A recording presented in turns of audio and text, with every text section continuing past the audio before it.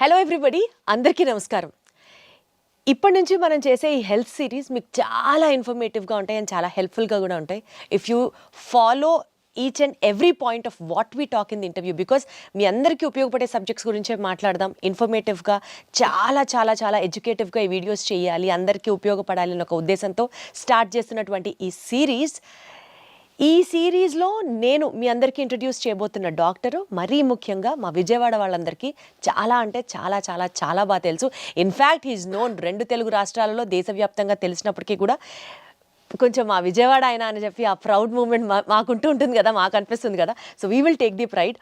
And bariatric సర్జన్గా, successful bariatric సర్జన్గా చాలా థౌజండ్స్ ఆఫ్ మేబీ ఇంకా అంతకంటే ఎక్కువైనా సార్ థౌజండ్స్ ఆఫ్ ఆపరేషన్స్ సక్సెస్ఫుల్గా నిర్వహించిన డాక్టర్ గారు is actually a gastroenterologist and a surgeon. కాబట్టి 2 సబ్జెక్ట్స్ని కంబైన్ చేస్తూ మీ అందరికీ ఉపయోగపడేటువంటి వీడియోస్ చేయడమే ఈ సిరీస్ యొక్క లక్ష్యం. So without any delay, let me take the privilege in introducing to you all the celebrity doctor అనే చెప్పాలి, ఎందుకంటే ఆయన వీడియోస్ కూడా యూట్యూబ్లో ఫాలో అయ్యే వాళ్ళు బోలెడు మంది ఉంటారు. So he is none other than Ravikanth Kongara garu. Sir నమస్తే. నమస్తే అండి. ఎలా ఉన్నారు సార్? అంతా ఫైన్. ఎప్పుడు అలానే ఉంటారు సార్? ఎలా అలా how do you maintain that? అట్లా ఏం లేదండి, దానికి మెయింటైన్ చేయడానికి డిసిప్లిన్. మనకి మార్నింగ్ 8 కల్లా నాది సర్జరీ స్టార్ట్ అయిపోతాయి, 10-11 కల్లా ఓపీ స్టార్ట్ అవుతుంది. ఇంకా డైలీ రొటీన్ అదే. ఈవినింగ్ 5:30-6 వరకు వర్క్ జరుగుతుంది. ఇంకా తర్వాత 1 గంట 2 గంటలు జిమ్ చేసి మళ్ళీ రొటీన్ అదే ఎవ్రీడే. బేసికల్గా సిల్వర్ స్క్రీన్ మీద నాగార్జున గారు మారరు, ఇక్కడ బయట మీరు మారరు, ఎప్పుడు అలానే ఉంటారు, ఎప్పుడు చూసినా అలాగే ఉంటారు. మనం అందరికీ ట్రీట్ చేసే పేషెంట్సే ఒబీస్ పేషెంట్స్. వాళ్ళకి మనం ఇలా చేయండి అలా చేయండి అని చెప్పేటప్పుడు ముందు మనం హెల్దీగా లేమనుకోండి, we are not fit to preach them ఇలా చేయండి అలా చేయండి అని. ఫస్ట్ ఆఫ్ ఆల్ మన డిసిప్లిన్ మనం చూసుకుంటే వాళ్ళకి ఏదన్నా సలహా ఇవ్వచ్చు. Got it sir. సార్ యాక్చువల్గా ఎప్పుడో నుంచో మిమ్మల్ని అడగాలనుకుంటున్నాను. బేరియాట్రిక్ సర్జన్గా మీరు చాలా సక్సెస్ఫుల్గా చాలా బాగా ప్రమోట్ చేశారు and people all know you that way. కాకపోతే యువర్ యాక్చువల్ క్వాలిఫికేషన్ బీయింగ్ మీరు ఒక గ్యాస్ట్రోఎంట్రాలజిస్ట్ అండ్ సర్జన్. ఎప్పుడైతే మీరు యూట్యూబ్లో వీడియోస్ వీటి గురించి కూడా మాట్లాడడం స్టార్ట్ చేశారో అప్పుడు మా అందరికీ అర్థమైంది, ఓహో యూ ఆల్సో ట్రీట్ దిస్ అన్నది. ఎలా అట్లాగా from gastroenterology to bariatrics, how did it all happen? యాక్చువల్గా అండి, ఎంబీబీఎస్ తర్వాత 3 years సర్జరీ అండి, అది పోస్ట్ గ్రాడ్యుయేషన్. దాని తర్వాత super speciality 3 years gastroenterology, surgical gastro అనమాట. అది నిమ్స్లో చేయటం జరిగింది. నేను ఎంబీబీఎస్ తర్వాత ఎంబీబీఎస్ వరంగల్ కాకతీయ మెడికల్ కాలేజ్లో చేశాను. తర్వాత ఎంఎస్ జనరల్ సర్జరీ వచ్చేసి సర్జరీ మెయిన్స్ అన్ని రకాల సర్జరీస్కి ట్రైనింగ్ ఉంటుంది, అది ఉస్మానియా మెడికల్ కాలేజ్ హైదరాబాద్లో చేశాను. తర్వాత నిమ్స్లో గ్యాస్ట్రో చేశాను. సో నేను ప్రాక్టీస్ స్టార్ట్ చేసినప్పుడు నిమ్స్లో 2011లో నాది అయిపోయిన వెంటనే నెక్స్ట్ మంత్ ఇక్కడికి వచ్చి స్టార్ట్ చేశాను. ఎందుకంటే మా రిలేషన్, మా బ్రదర్ సిస్టర్ ఇటువైపు సెటిల్ అయినారు కదా, వాళ్ళ అందరం కలిసి ఉండొచ్చని ఇక్కడికి వచ్చాను. ఇక్కడికి వచ్చిన తర్వాత ఆల్రెడీ ఒక 10 మంది పైన గ్యాస్ట్రోఎంట్రాలజిస్టులు ఉన్నారు, సర్జన్స్ ఉన్నారు. సో ఒకప్పుడు ఇప్పుడు నేను కొత్తగా వస్తే నా దగ్గరికి ఎవరినైనా పేషెంట్ నమ్మి ఎలా పంపిస్తారు? ఇప్పుడే పాస్ అవుట్ అయ్యి వచ్చాం, వీడు ఎలా చేస్తాడో ఏం చేస్తాడో ఎప్పటి నుంచో ఉన్న డాక్టర్స్ ఉంటారు కదా. ఇప్పుడు ఒక గాల్ బ్లాడర్ ఆపరేషన్, పసరసంచిలో రాళ్ళకు ఆపరేషన్ చేయాలన్నా, అపెండిక్స్ ఆపరేషన్ చేయాలన్నా, పొట్టకు సంబంధించిన ఎండోస్కోపీ చేయాలన్నా, ఏదైనా కొత్తగా మనం వచ్చినప్పుడు మనం ఎవరికి తెలియదు. యాక్చువల్గా నేను చదువుకుందేమో వరంగల్ అండ్ హైదరాబాద్. ఒక 15 ఏళ్ళు మొత్తం నేను పుట్టింది పెరిగింది అంతా కూడా తెలంగాణలోనే, సెటిల్ అయింది ఇటు. కాబట్టి నాకు ఇటువైపు ఎక్కువ పరిచయాలు లేవు. మా ఫ్రెండ్స్ ఇప్పుడు హైదరాబాద్లో ఏ హాస్పిటల్కి వెళ్ళినా నా జూనియర్స్ కానీ సీనియర్స్ కానీ ఉంటారు. ఏ హాస్పిటల్కి వెళ్ళినా హలో హాయ్ అని పలకరించే ఫ్రెండ్స్ ఉంటారు. ఇక్కడ ఎవరు లేరు. అట్లా నాకు రిఫరల్స్ వచ్చేవి కావు. అంటే పలానా కండిషన్కి ఈయన క్వాలిఫైడ్ డాక్టరు, బెటర్ డాక్టర్ అనేది కొత్తగా వచ్చిన వాళ్ళకి ఎవరు ఉండరు. కాబట్టి నా దగ్గరికి రెగ్యులర్ గ్యాస్ట్రో ప్రాక్టీస్ ఏది వచ్చేది కాదు. ఓకే. దాంతో నాకేంటంటే ఇంకెలాగా చాలామంది చేస్తున్నారు కదా, ఎవరు చేయలేంది కష్టమైంది ఉన్నది బేరియాట్రిక్ సర్జరీ, అది చేద్దాం అనేది నాకు. దానికి స్పెషల్ ట్రైనింగ్ బెల్జియంలో చేసి వచ్చాను అనమాట. సో అందుకని నేను బేరియాట్రిక్ సర్జరీ ఆ కాలంలో ఎవ్వరు చేయట్లేదు. అది మొదలుపెట్టాం. మనం మొదలుపెట్టినప్పుడు ఛాలెంజింగ్ కేసెస్ తీసుకుని, అంటే 200 kgs హైదరాబాద్లో అన్ని కార్పొరేట్ హాస్పిటల్లో వదిలేసిన పేషెంట్స్ని కానీ, పండ్రి కానీ, బాల్భీముడు కానీ, అసలు ఇన్యూమరబుల్ 250 కేజీలు దాటిన పేషెంట్స్, చావు బతుకులు వచ్చిన పేషెంట్స్, అలా చాలామందిని ట్రీట్ చేయగలిగాం. సో అప్పుడు ఫోకస్ అంతా దాని మీద ఉండింది. దానివల్ల బేరియాట్రిక్ సర్జరీ ఎవరు చేసేవాళ్ళు లేరు కాబట్టి మీరు లైమ్ లైట్ లోకి రావడం జరిగింది. అది మోనోపోలీ లాగా ఎక్కువ రిఫరల్స్ అందరూ పేషెంట్ టు పేషెంట్ వచ్చేదన్నమాట. సో అట్లా మనం కష్టమైన పేషెంట్స్, వెరీ లావు ఉన్న పేషెంట్స్, 200 కేజీలు 250 కేజీలు చావు బతుకులో ఉన్నాయి, అన్నీ అందరు రిజెక్ట్ చేసినాయి. అవి చేయటం వల్ల దాంట్లో ఎక్కువ గుర్తింపు వచ్చింది. ఎప్పుడైతే కోవిడ్లో మనం ఖాళీగా ఉండి లాక్డౌన్లో ఏదో టైంపాస్కి ఒక గ్యాస్ట్రో అది చదువుకున్నాం కదా, సర్జరీ అది చదువుకున్నాం కదా అని జనరల్ టాపిక్స్ కొన్ని నేను ఒక 40 వీడియోలు చేశానండి. చేసిన తర్వాత అవి బాగా వైరల్ అయ్యి ఎక్కువ మంది, అంటే మనం ఇవన్నీ చేస్తున్నారు గ్యాస్ట్రోఎంట్రాలజిస్ట్, గ్యాస్ట్రో ప్రాక్టీస్ అని అందరికీ తెలవటం వల్ల ఒకళ్ళ నుంచి ఒకళ్ళు పేషెంట్స్ రావటం జరిగింది. ఇప్పుడు ఏంటంటే మనకి బేరియాట్రిక్ సగం ఉంటున్నారు. గ్యాస్ట్రో అనేది ఏంటంటే అదొక సముద్రం లాగా, చాలా రకాల కంప్లైంట్స్ ఉంటాయి. అంటే గ్యాస్ ట్రబుల్ కానించి, గ్యాస్ ట్రబుల్ అంటేనే అదొక మహాసముద్రం లాగా ఉంటుంది. దాంట్లో చాలా రకాల కంప్లైంట్స్ ఉంటాయి. దానికి తోడు ప్యాంక్రియాస్ అని, లివర్ అని, కిడ్నీ రాదు కానివ్వండి, కిడ్నీ చుట్టుపక్కల ఉండే చాలా అవయవాలు కూడా అన్ని పొట్టలోనే ఉంటాయి కదా. గ్యాస్ట్రో అంటేనే పొట్టకు సంబంధించింది. స్ప్లీన్ అని, చిన్న పేగు, పెద్ద పేగు చాలా ఉంటాయి అన్నమాట. ప్లస్ ప్రాక్టాలజీ అంటారు, అంటే చాలామందికి బ్లడ్ పట్టడం, అంటే పైల్స్, ఫిషర్స్, ఫిస్ట్లా, ఇట్లా రకరకాలు, అంటే నోటి దగ్గర నుంచి పేగులో కింద వరకు వచ్చే అంతా కూడా దాంట్లో కవర్ అవుతుంది అన్నమాట. బట్ ఒకటి సార్, ఇలా 2 స్ట్రీమ్స్ని మీరు కవర్ చేయడం, మీరు అందులో స్పెషలైజ్ అయి ఉండడం ఇప్పుడు మాకు చాలా హెల్ప్ అవుతుంది. బికాజ్ అటు బేరియాట్రిక్ సబ్జెక్ట్ గురించి అన్నా మీ దగ్గరికే రావాల్సి ఉంటుంది, ఇటు గ్యాస్ట్రో సమస్య ఏదైనా సరే మీ వైపే చూడాల్సి ఉంటుంది. సో ఐ థింక్ ఇప్పుడు మనం స్టార్ట్ చేసే ఈ సిరీస్లో let us talk about both the issues, 2 cover అయ్యేటట్టు.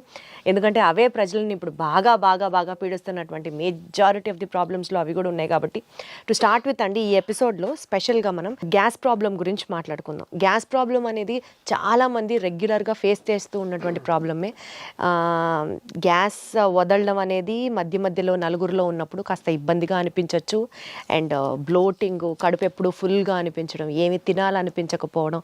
సో మేబీ ఇవాల్టి రేపటి మనకున్న స్ట్రెస్డ్ లైఫ్ స్టైల్ ఒక మేజర్ రోల్ ప్లే చేస్తున్నా సరే, గ్యాస్ ప్రాబ్లమ్ని కనుక సరిగ్గా ట్రీట్ చేయకపోతే చాలా కాంప్లికేషన్స్ కూడా వస్తాయని విన్నాము. So you have to tell us అసలు గ్యాస్ ప్రాబ్లం అంటే ఏంటి సార్, ఎన్ని రకాలు ఉంటాయి, and how do we overcome this? So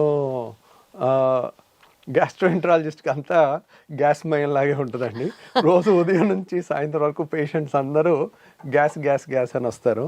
యాక్చువల్గా గ్యాస్ అనేది ఏమి ఉండదండి. యాక్చువల్గా టెక్స్ట్ బుక్లో సార్ నాకు గ్యాస్ ట్రబుల్ ఉందని అంటారు. గ్యాస్ ట్రబుల్ అనే వర్డ్ ఎక్కడ పుస్తకాల్లో ఉండదు. There is no term, no disease like gas trouble. Okay, gas trouble అంటే ఒక్కొక్కరికి ఒక్కొక్కటి. ఇప్పుడు కొంతమందికి తేపులు ఎక్కువ వస్తే దాన్ని గ్యాస్ ట్రబుల్ అంటారు. కొంతమంది పట్టుభ్రమంగా ఉంటే గ్యాస్ ట్రబుల్ అంటారు. కొంతమందికి గ్యాస్ కింద నుంచి ఎక్కువ వస్తే దాన్ని గ్యాస్ ట్రబుల్ అనుకుంటారు. కొంతమంది కడుపు నొప్పి వస్తే గ్యాస్ అనుకుంటారు. కొంతమంది ఛాతీలో మంటలాగా ఉంటే గ్యాస్ ట్రబుల్ అనుకుంటారు. రకరకాలుగా. సో కొంతమందికి ఊరికే విరోచనాలు, ఇర్రెగ్యులర్గా బౌల్ మూమెంట్స్ వస్తే ఏదో గ్యాస్ ఉందని అంటుంటారు. బ్లోటింగ్ అంటారు, ఉబ్బరం అంటారు, ఇట్లా రకరకాల. ఇది పలానా ఒక జబ్బు కింద కాదని, it's a non specific patient తయారు చేసిన జబ్బు అనమాట. దాన్ని వాళ్ళు గ్యాస్ అంటే వాళ్ళు చెప్పే కంప్లైంట్స్ అన్నీ నిశితంగా పరిశీలించి, ఓహో వీళ్ళకి ఈ ప్రాబ్లం ఉంది, ఓకే వీళ్ళకి గాల్ బ్లాడర్లో రాయి ఉన్నా కానీ గ్యాస్ ట్రబుల్ లాగా వస్తుంది. అంటే వాళ్ళు ఏంటంటే నూనె వస్తువులు తినలేరు. నూనె వస్తువులు తినగానే కడుపులో ఇబ్బంది అవుతుంది. అన్నం తిన్న తర్వాత కానీ, నూనె వస్తువులు తిన్నప్పుడు కానీ, నూనె వస్తువులు లేకపోతే అట్లా. ఈ కంప్లైంట్ ఉంటే ఒక్క గాల్ బ్లాడర్ దాంట్లోనే నూనె వస్తువులు తినలేనిది వస్తుంది, ఇంకా దేంట్లో రాదనమాట. అట్లా వాళ్ళు చెప్పే కంప్లైంట్లో మన క్లూస్ దొరుకుతూ ఉంటాయి. ఇప్పుడు కడుపులో మధ్యలో నొప్పి వచ్చి వీపులోకి పాకుతుంది అనుకోండి, అది ప్యాంక్రియాస్ నొప్పి. ప్యాంక్రియాస్ నొప్పి ఒక్కటే వీపులోకి పాకుతుంది. పసర సంచిది ఎప్పుడు రైట్ సైడ్ వస్తుంది, రైట్ సైడ్ వచ్చి కుడి భుజానికి వెళ్తుంది అనమాట.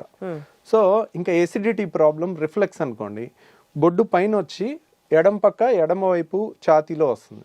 అది హార్ట్ బర్న్ అంటారు, కడుపు మంట అంటారు. కొంతమంది కడుపు మంట అంటారు. కొంతమంది ఎక్కువ అసూయ, ఒకప్పుడు అంటారు కదండి, ఎక్కువ అసూయ, జలసి ఉండి వాళ్ళు ఎక్కువ ఆలోచించి వాళ్ళ బాడీలో ఎక్కువ యాసిడ్ తయారయ్యి, యాసిడ్ వల్ల అల్సర్స్ ఫామ్ అవుతాయి అన్నమాట.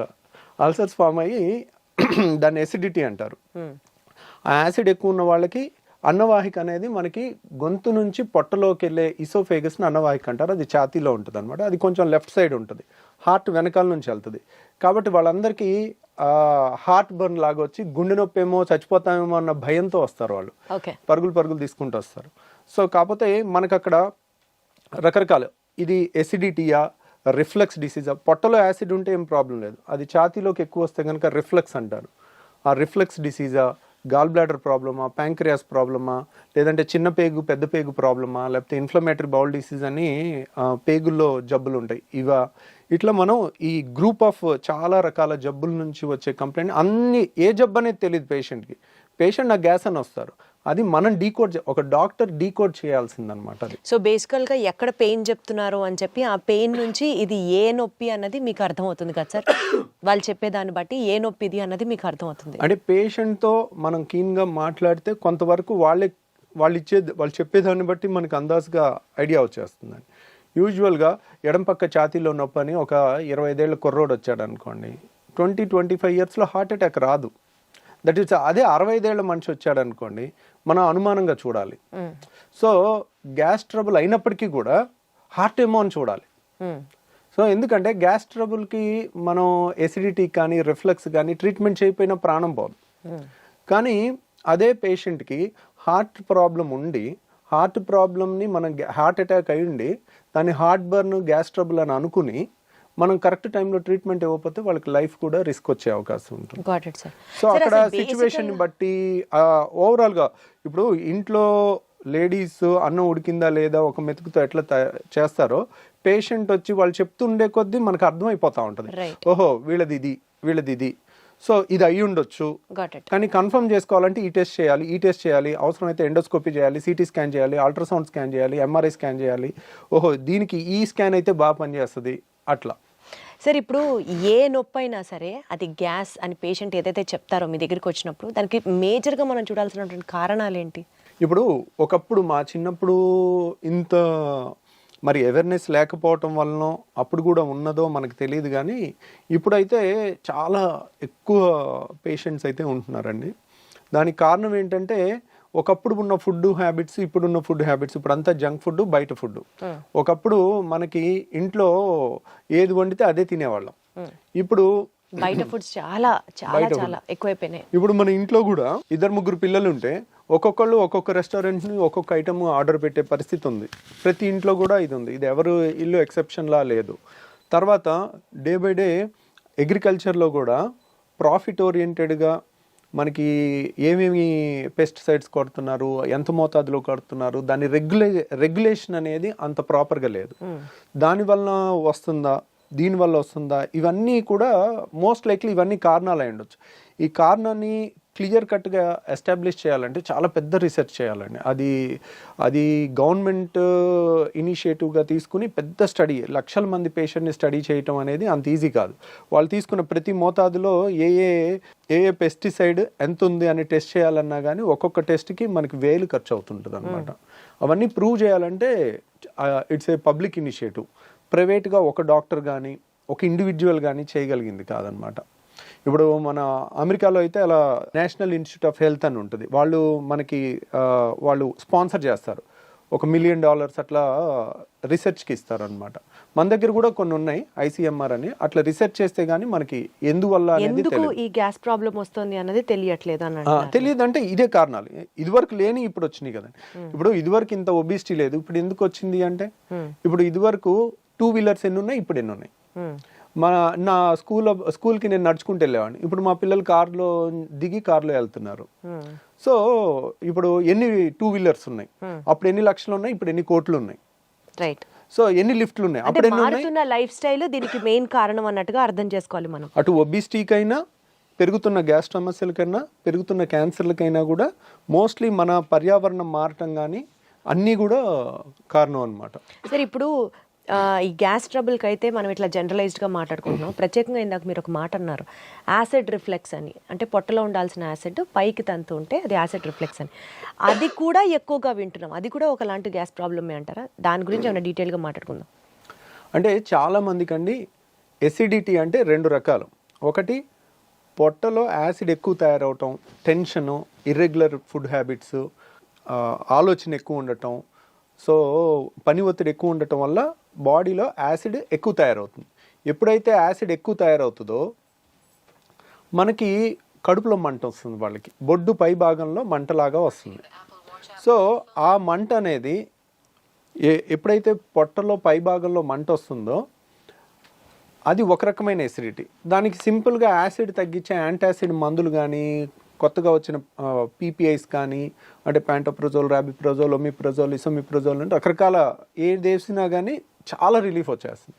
తర్వాత రెండోది ఏంటంటే మనకి డైలీ మన నోట్లో ఉమ్ము ఉంటుంది, దాని pH 7.4 ఉంటుంది. మన స్టమక్లో హైడ్రోక్లోరిక్ యాసిడ్ ఉంటుంది, అది కాన్సన్ట్రేటెడ్గానే ఉంటుంది. అంటే దాని pH వచ్చేసి 2 ఉంటుంది, <2, 1.5 to 2. అంటే వెరీ ఎసిడిక్ ఎన్వైర్న్మెంట్. ఎందుకు మన ఫుడ్ను అంతా డైజెస్ట్ చేయడానికి కానీ, అది ఆ యాసిడ్ ఎన్వైర్న్మెంట్ వచ్చిన క్రిముల్ని, అనవసరమైన క్రిముల్ని చంపడానికి కానీ అదొక ప్రొటెక్టివ్ మెకానిజం, డైజెషన్కి కానీ హెల్ప్ అవుతుంది అనమాట. సో ఈ యాసిడ్ అనేది పొట్టలో ఉండటం సహజ గుణం. కాబట్టి పొట్టలో ఎంత యాసిడ్ ఉన్నా మనకి ఇబ్బంది అయ్యదు. ఎందుకంటే పొట్ట గోడలో స్టమక్ వాల్లో యాసిడ్ని తట్టుకునే శక్తి ఉన్న వాల్ని ఆల్రెడీ మన బాడీ తయారు చేసుకుంది. ఇప్పుడు చూడండి, మన కాళ్ళు, అరికాళ్ళు అనేది మందంగా ఉంటాయి.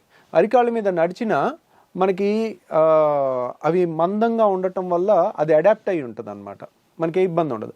అంతే బరువు మన చేతి మీద, కాలు మీద, వేరే చర్మం మీద పెడితే ఆ చర్మం ఊడిపోద్ది.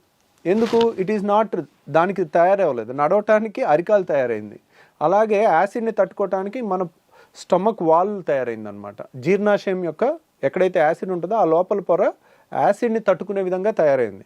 కానీ మన అన్నవాహిక, ఇసోఫేగస్, ఇక్కడ నుంచి ఇక్కడ వరకు ఉన్న ఇసోఫేగస్ మాత్రం అది యాసిడ్కి తట్టుకునేటట్టు తయారవ్వలేదు.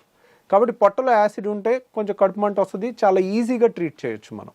వాళ్ళకి గ్యాస్ ట్యాబ్లెట్ ఇస్తారు, కొన్ని యాంటాసిడ్ ఇస్తారు, తగ్గిపోతుంది, they will be very happy. కానీ ఈ పొట్టలో ఉండాల్సిన యాసిడ్ ఇక్కడ వాల్వ్ ఉంటుంది, ఛాతీకి పొట్టకి ఛాతీకి మధ్యలో ఒక వాల్వ్ ఉంటుంది, దాన్ని హయాటస్ అంటారు. ఆ హయాటస్లో వెడల్పుగా ఉండి వాల్వ్ లూజ్గా ఉంటే దాన్ని హయాటస్ హెర్నియా అంటారు. చాలామందికి ఎండోస్కోపీ రిపోర్ట్ చూస్తే లాక్స్ ఎలియస్ అంటారు. లాక్స్ ఎలియస్ అంటే లోవర్ ఇసోఫేజియల్ స్పింక్టర్. ఇసోఫేగస్ అంటే అన్నవాహికలో ఇక్కడ ఒక కంట్రోల్ ఉంటుంది, అప్పర్ ఇసోఫేజియల్ స్పింక్టర్ అని. ఇక్కడేమో lower oesophageal sphincter. Lower oesophageal అయిపోయిన తర్వాత స్టమక్ స్టార్ట్ అయిపోతుంది, అంటే జీర్ణాశయం స్టార్ట్ అయిపోతుంది. సో ఇక్కడ వాళ్ళు లూజ్గా ఉంటే కనుక దాన్ని లాక్స్ ఎలియస్ అంటారు, లోవర్ ఇసోఫేజియల్ స్పింక్టర్. లేదంటే అక్కడ లూజ్గా ఉండటం వల్ల హయాటస్ హెర్నియా అంటారు. గ్రేడ్ 1, గ్రేడ్ 2, గ్రేడ్ 3, గ్రేడ్ 4 ఉంటుంది. గ్రేడ్ 4 అంటే ఇంత వెడల్పుగా ఉంటుంది అక్కడ. అంటే ఏంటి, ఇప్పుడు ఇక్కడ ఎప్పుడైతే వాల్వ్ చాలా గ్రేడ్ 4 లూజ్గా ఉంటుందో పొట్టలో ఉన్న యాసిడ్ అంతా ఊరికే పైకి వస్తూ ఉంటుంది. పొట్ట అనేది, జీర్ణాశయం అనేది మనం ఫుల్గా తిన్న తర్వాత అది గ్రైండర్ ఆన్ అయినట్టు అవుతుంది. ఆన్ అయినప్పుడు గ్రైండర్కి పైన మూత పెట్టలేదు అనుకోండి, ఎట్లయితే పైకి చిమ్ముతుందో అట్లా ఈ పొట్టలో ఉండాల్సిన యాసిడ్ అంతా అది ఫుడ్ తిన్నాక ఇలా పైకి ఇసోఫేగస్లోకి వస్తుంది. ఇసోఫేగస్ గోడ ఏమైంది, మన అన్నవాహిక గోడ అనేది యాసిడ్ని తట్టుకోవటానికి తయారవ్వాల, కాబట్టి అది విపరీతమైన మంట వస్తుంది, దాన్ని హార్ట్ బర్న్ అంటారు. వీళ్ళు ఏం తినకపోతే హ్యాపీగా ఉంటారు. ద మొమెంట్ తిన్న తర్వాత వాళ్ళకి ఒక గంట 2 గంటలు ఆ గ్రైండర్ లాగా ఆడినంతసేపు యాసిడ్ అనుకొచ్చి ఈ ఛాతీ అంతా మంట పట్టేసినట్టు ఉండటం, భుజంలో నొప్పి రావటం, ఎడం భుజంలో రావటం, తర్వాత ఎడం పక్క ఛాతీలో వచ్చేసరికి వెంటనే గుండె ప్రాబ్లం అని గడగడలాడిపోతూ ఉంటారు. ఎక్కడో టీవీలో చూస్తారు 25 ఏళ్ల మనిషి ఒక ఇలా కూలబడి చచ్చిపోతే అది హార్ట్ అటాక్ కాదో కూడా ఎవరికి తెలియదు. ఎవరికి తెలుసు? Sudden death. It is a sudden death. Heart attack అని ప్రూవ్ ఉండదు, కానీ అందరూ దానికి లేబుల్ వేసేస్తారు. ఇప్పుడు మీడియా ఎవరన్నా సడన్ గా కోల్బడి చచ్చిపోయారు అనుకోండి, హార్ట్ అటాక్ అని తోసేస్తారు. Who can prove it? దానికి రియల్ గా ప్రూవ్ చేయాలంటే సడన్ డెత్, సడన్ గా కళ్ళు తిరిగి పడిపోయి చచ్చిపోవటానికి చాలా కారణాలు ఉంటాయి. సో ఇప్పుడు అంతెందుకు, మనకి ఒలింపిక్స్ ఆడే ఒలింపిక్ ప్లేయర్స్ కూడా రన్నింగ్ చేస్తూ సడన్ గా కోల్బడి చచ్చిపోయినట్టుంది. మరి వాళ్ళకి హార్ట్ అటాక్ వస్తుందా? అథ్లెట్స్కి రాదు కదా. సో చాలామంది ఏంటంటే మీడియాలో ఎమెచ్యూర్ పీపుల్, అంటే నాన్ ప్రొఫెషనల్ పీపుల్ ర్యాపిడ్ కన్క్లూజన్స్కి వస్తారు. ఆ ర్యాపిడ్ కన్క్లూజన్స్కి వచ్చి ఒక యంగ్స్టరు కళ్ళు తిరిగి పడిపోతే హార్ట్ అటాక్ వచ్చి చచ్చిపోయాడని అలా ప్రొజెక్ట్ చేశారనుకోండి, ఎడం పక్క గుండెలో నొప్పి వచ్చిన, హార్ట్ బర్న్, యాసిడ్ ప్రాబ్లం వల్ల, రిఫ్లెక్స్ వల్ల వచ్చిన వాళ్ళందరూ నిద్రలేని రాత్రులు గడపాల్సి వస్తుంది. అమ్మో నేను చచ్చిపోతే ఎలా? కానీ అసలు ఈ యాసిడ్ రిఫ్లెక్స్ వల్ల ప్రాణాలు పోయే సిచ్యువేషన్ కూడా ఉంటుందా సార్? ఉండదు, కానీ ఆ భయంతో ప్రాణం పోయినట్టు బతుకుతారు వాళ్ళు. అయ్యయ్యో. సో ఎప్పుడైతే ఎక్కడో టీవీలో ఒకటి చూసి సడన్గా యంగ్స్టర్స్లో కూడా హార్ట్ అటాక్స్ పెరిగిపోయినాయి అని మీడియాలో వచ్చింది అనుకోండి, అమ్మో ఎడం పక్క నొప్పి వస్తుంది, నాకు గుండె నొప్పి ఏమో, నేను అలా చచ్చిపోతానేమో, నా పిల్లలు ఏమైపోతారు, నా భార్య ఏమైపోద్ది, ఇంకా రాత్రి అంతా నిద్రపోకుండా అలా కూర్చుని ఉంటారు వాళ్ళు, బయటికి చెప్పుకోలేరు. కానీ వాళ్ళకి ఏదైనా తింటేనే కదా వచ్చేది ఆ అనీజీనెస్. కానీ వచ్చినప్పుడు కూడా మరి తింటే ప్రతి పూట తింటారు కదా. ఇప్పుడు కొంతమంది ఇర్రెగ్యులర్ టైమింగ్స్లో, ఈ కాలంలో స్ట్రెస్ లేని జాబ్ ఏది ఉంది, కరెక్ట్ టైంకి ఫుడ్ తినే జాబ్ ఏది ఉంది? అందరూ పరుగులు తీస్తా ఉండి రాత్రి 10ంటికి వచ్చి బిర్యానీ తిని వచ్చారనుకోండి, అర్ధరాత్రి 12ంటికి వాళ్ళకి వస్తుంది కరెక్ట్గా. ఆ టైంలో ఇంకా వాళ్ళు నిద్రపోరు, పాపం ఒకసారి ఇంట్లో వాళ్ళు నిద్రపోనివారు, కొంతమంది సైలెంట్గా సఫర్ అవుతా. మరి ఏంటి సార్ దీనికి ప్రాబ్లం? ఆ లూజ్ అయిన వాల్వ్ ని టైట్ చేయొచ్చా? ట్రీట్మెంట్ ఏంటి? ఇంకా వాళ్ళు ఏం తినకుండా ఉంటారు అంటే గ్యాస్ ట్రబుల్లో చాలా మంది ఇలాంటి పేషెంట్స్ ఏంటంటే వీళ్ళకి మందులు ఇచ్చి ఫస్ట్ తగ్గించవచ్చండి. అంటే కంప్లీట్గా తగ్గించకపోయినా కంప్లీట్గా ఒక వాల్వ్ అనేది స్ట్రక్చరల్ డిఫెక్ట్ ఉంటే it has to be rectified. Okay. Acid ఎక్కువ ఉందనుకోండి, యాసిడ్ని తగ్గించవచ్చు. ఇక్కడ యాసిడ్ ఎక్కువ ఉండటం ప్రాబ్లం కాదు, నార్మల్ ఉండాల్సిన యాసిడే ఉంది, కానీ పొట్టలో ఉండాల్సిన ఛాతీలోకి వస్తుంది. రైట్. సో అక్కడ లూజ్గా ఉన్న వాల్వ్ని సో ఏదో విధంగా టైట్ చేసుకోవాలి. ఆ టైట్ చేసుకునే ముందు మనకి కొన్ని జాగ్రత్తలతో తగ్గించవచ్చు. ఆ జాగ్రత్తలు ఏంటంటే రిఫ్లెక్స్ కేర్ అంటారు దాన్ని. దాంట్లో ఏంటంటే ఒకేసారి కడుపు నిండా తినటం అనేది పెట్టుకోకూడదు. కడుపు నిండా తింటే ఏంటంటే ఈ ఛాతీలోకి ఎక్కువ వెనక్కి రావటం అనేది ఎక్కువ ఉంటుంది. ఇప్పుడు 4 ఇడ్లీలు 5 ఇడ్లీలు పడుతున్నాయి అనుకోండి, వాళ్ళు 2 మించి తినకూడదు. ఒకసారి కరెక్ట్గా 1.5 గంటన్నర ఆగి మళ్ళీ 2 తీసుకోవాలి, మళ్ళీ 1.5 గంటన్నర 2 గంటలు ఆగి మళ్ళీ 2 తీసుకోవాలి. ఇంకా దానికి నామోషి పడకూడదు, బాక్స్లో పెట్టేసుకోవాలి. ఎక్కడైనా ఒక 5 నిమిషాలు బ్రేక్ తీసుకోవాలి, పనిలో అయినా టక్ తినేసి అట్లా తెలివిగా చేసుకుంటే కనుక ఒకేసారి ఎక్కువ ఫుడ్ లేకపోతే ఎక్కువ వెనక్కి రాదు, ఎక్కువ యాసిడ్ తయారవదు, ఎక్కువ వెనక్కి వాళ్ళకి కూడా అంత అనీజీనెస్ ఉండదు అప్పుడు పాపం ఉండదు. అది ఒకటి. తర్వాత చాలా మంది చేసేది ఏంటంటే చక్కగా 4 ఇడ్లీలో 5 ఇడ్లీలో లేదంటే 3-4 దోశలో తినేసి గ్లాసు నీళ్లు 2 గ్లాసు నీళ్లు తాగుతారు. తాగితే ఇంకా ఎక్కువ వెనక్కి వచ్చేస్తుంది.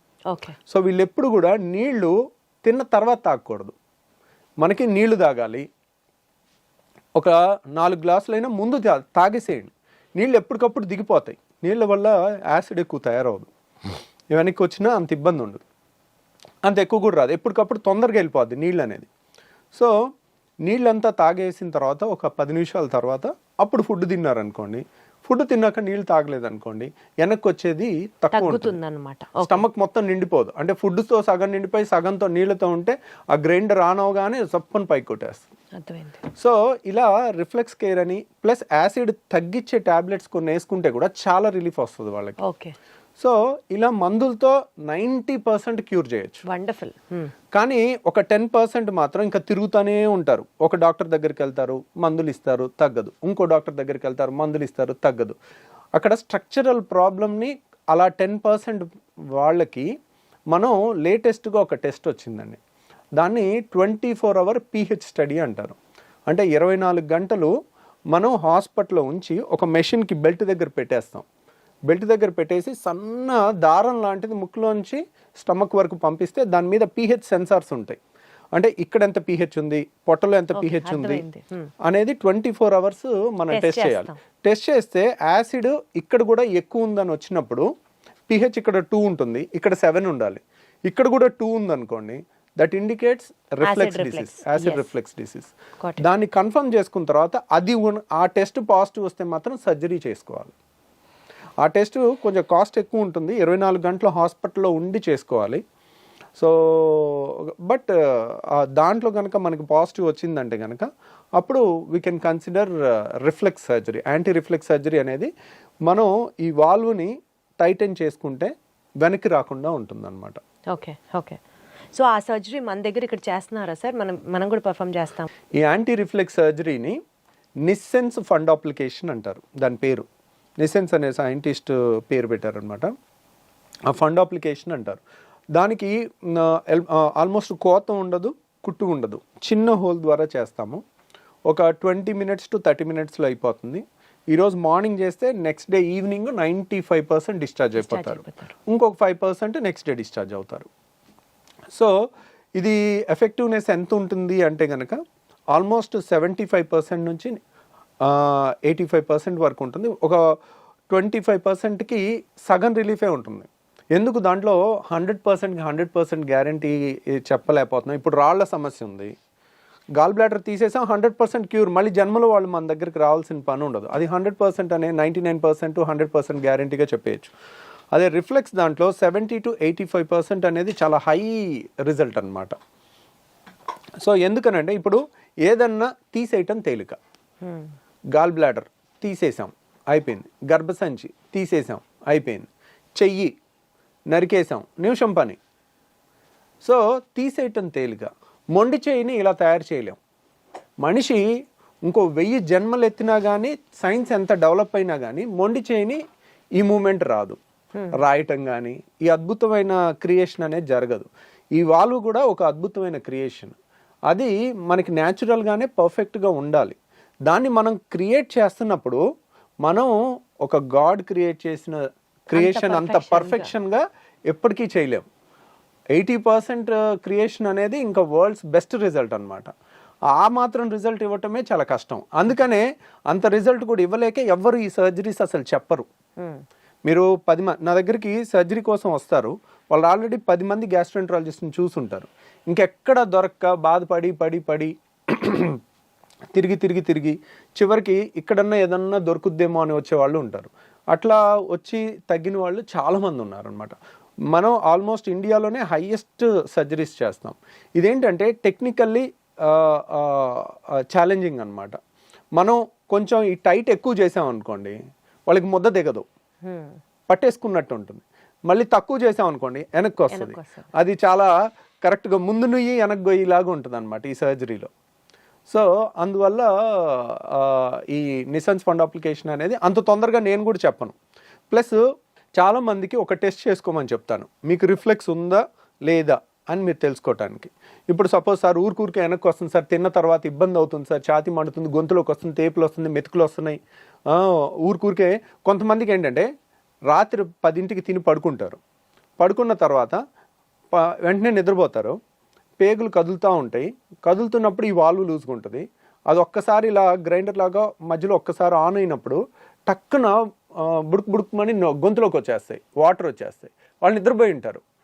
మనిషి సోయిలో ఉంటే వెంటనే ఆ వాటర్ని మళ్ళీ మింగేయటమో ఊసేయటమో చేస్తారు. ఇంతే వస్తుంది, కొద్దిగా ఒక గుక్కంతా వస్తుంది. వాళ్ళు నిద్రపోయి ఉండేసరికి అది పొలమారుద్ది, దగ్గి లేస్తారు నిద్రలో పొలమారి. సో ఇది ఒక లక్షణం అనమాట రిఫ్లెక్స్కి. ఇంకొకటి ఏంటంటే కడుపు నిండా తినేసి ఏ మనిషి అయినా, సపోజ్ ఒక 20 ఏళ్ళ కుర్రోడో 30 ఏళ్ళ పర్సన్ మన దగ్గరికి ఈ కంప్లైంట్స్తో వచ్చినప్పుడు, కడుపు నిండా 4-5 ఇడ్లీలు అందరూ మీ ఫ్రెండ్స్ అంతా ఎలా తింటారో అలా నువ్వు తిని ముందు కొంగు, ముందు కొంగి కాళ్ళతో చేతులతో కాళ్ళు పట్టుకోవటానికి ట్రై చేయి. అప్పుడు ఏమవుతుంది, నువ్వు ఎప్పుడైతే ముందు కొంగుతావో ఈ ప్రెషర్ పెరుగుతుంది. మనం ఇలా ముందు కొంగగానే పొట్టని స్క్వీజ్ చేస్తాం, పొట్టలో ప్రెషర్ పెరుగుతుంది. ఈ వాల్వ్ లూజ్ ఉందనుకోండి వాళ్ళు ఆపలేరు, టక్కున గొంతులోకి వచ్చేస్తుంది. సో ఈ టెస్ట్ అనేది ఎక్కడ పుస్తకాల్లో లేదండి, ఇది ప్రాక్టికల్ అండ్ కామన్ సెన్స్. ఈ టెస్ట్ అనేది మోస్ట్ వాల్యుబుల్ థింగ్. ఎందుకంటే 10 మంది చేస్తుంది మీ ఫ్రెండ్స్, మీరు చేయలేకపోయారంటే దాని అర్థం ఏంటి? ఇక్కడ రిఫ్లెక్స్ ఉంది, వాల్వ్ తేడా ఉంది, దాన్ని సరి చేసుకోవాలి. సో బేసికల్గా లైఫ్ స్టైల్తో మీరు చెప్పినటువంటి తక్కువ మోతాదులో తినడం, గ్యాప్లు ఇచ్చుకుంటూ తినడం, ఇలా చేసుకుంటూ టాబ్లెట్స్ కొన్ని మీరు సజెస్ట్ చేసిన వాడడం ఒక పద్ధతి. అండ్ ఇంకా కాంట్ బట్ అనుకున్నప్పుడు there is also surgery option which is only 80 to 85% accurate. దీన్ని మనం ఇంకా కంప్లీట్గా ప్రివెంట్ చేయడం అన్నది ఇంకా మన చేతిలో లేదు కదా సార్, బికాజ్ అది స్ట్రక్చరల్గా వచ్చినటువంటి చేంజ్ కాబట్టి. సో దాన్ని మనం ప్రివెంట్ చేయలేము. The best thing they can do is మీలాంటి ఒక బెస్ట్ గ్యాస్ట్రోఎంట్రాలజిస్ట్ని సజెస్ట్ చేయడమే, కలవడమే, మీతో మాట్లాడడమే. సో విన్నారు కదండి, గ్యాస్ ప్రాబ్లం అనేది మనం లైట్గా తీసుకోవడానికి ఏమాత్రం లేదు. ఈ రిఫ్లెక్స్ అనేది కనుక ఇందాక సార్ చెప్పినట్లుగా ఒక 2-3 టెస్టులు మనకి మనమే చేసుకోవచ్చు, హాస్పిటల్లో అడ్మిట్ అయ్యి చేసుకోవాల్సిన కాదు. ఇలాంటివి గమనించుకుంటూ ఎప్పటికప్పుడు మనకు ఆ రిఫ్లెక్స్ సమస్య ఉందా, మేబీ దీనివల్ల ఇంత ఇబ్బంది పడుతున్నామా అన్న ఒక మినిమం అండర్స్టాండింగ్తో డాక్టర్ని కలవడం చాలా చాలా చాలా అవసరం. Thank you so much sir. Thank you అండి.